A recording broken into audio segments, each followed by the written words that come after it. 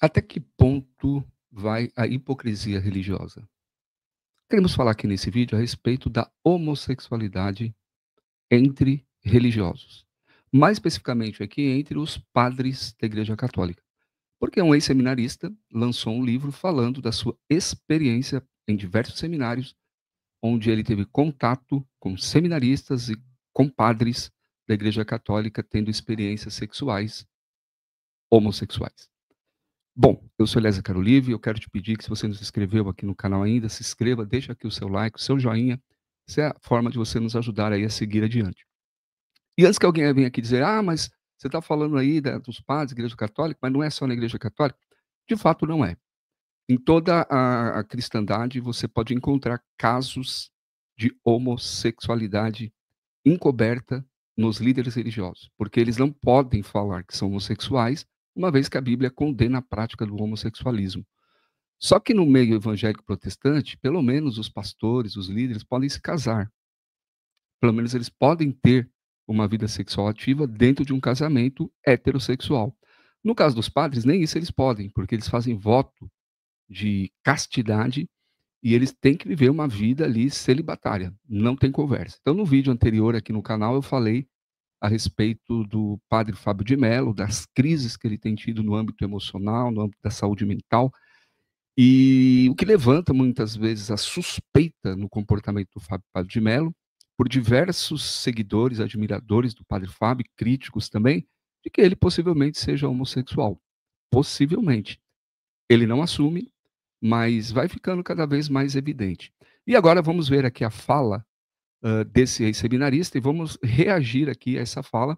E eu gostaria que, se você quiser participar também, deixe seu comentário aqui, porque o seu comentário é muito importante para nós. Vamos lá, então?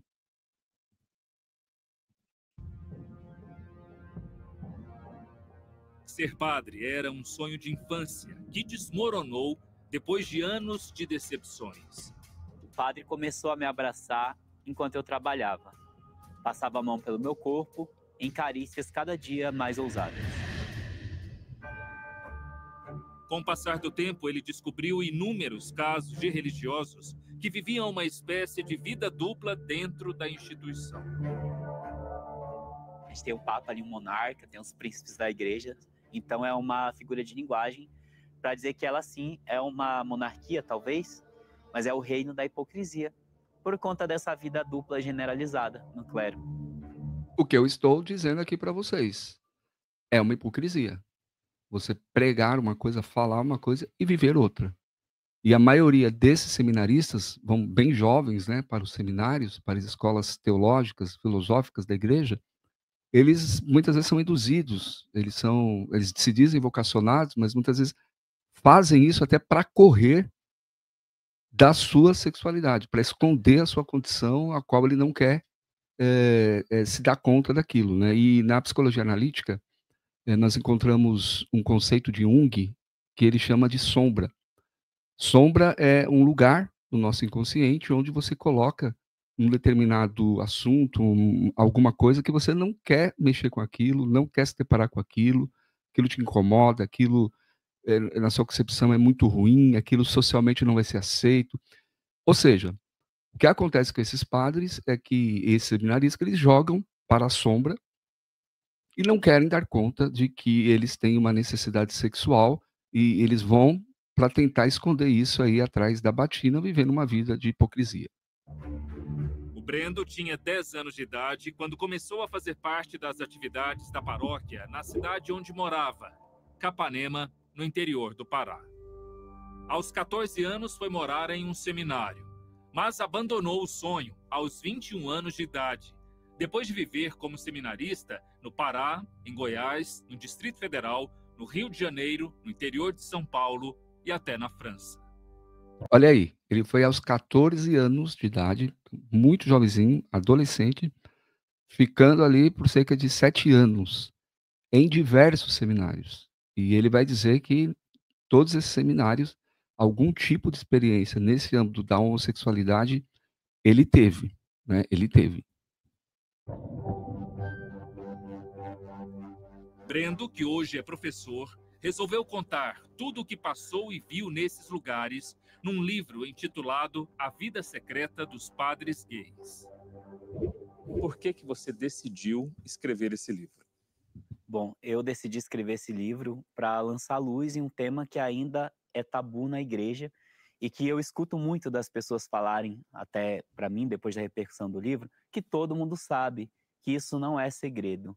Ora, todo mundo sabe, não é segredo, mas até agora no Brasil ninguém decidiu falar sobre. Olha só, todo mundo sabe, não é segredo. E você que está aqui com a gente aqui nesse react, você já ouviu falar algo parecido?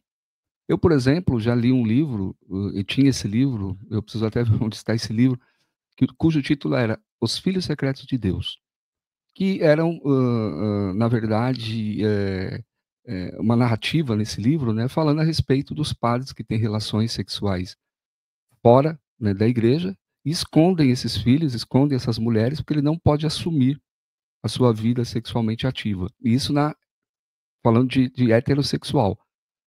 E na homossexualidade é a mesma coisa. Ele não pode revelar que ele é homossexual, porque além de ele estar quebrando o celibatário, o celibato, ele está também indo contra as escrituras que, no cristianismo conservador, biblicamente, a homossexualidade é um pecado. Então ele acaba vivendo esse conflito interior. E ele, segundo ele falou aqui, ele resolveu falar, porque muita gente sabe, mas não tem coragem de falar, não tem coragem de trazer o tema para debate. Por isso que nós estamos aqui reagindo a esse vídeo, porque isso é uma ofensa psicológica sem tamanho. É uma crueldade com a condição humana também, né? E tem problemas de todos os lados aqui que dá para a gente analisar, onde vão se escondendo aí nas sombras, né? Esses assuntos com a qual a sociedade muitas vezes não quer debater. Então eu quis mexer nessa ferida, nessa questão da sexualidade no clero, que é muito latente. O livro, com 215 páginas, conta episódios que vão desde a agenda de tarefas de um seminário a encontros proibidos. Quando as luzes se apagavam após a oração, é o que eu até falo no livro.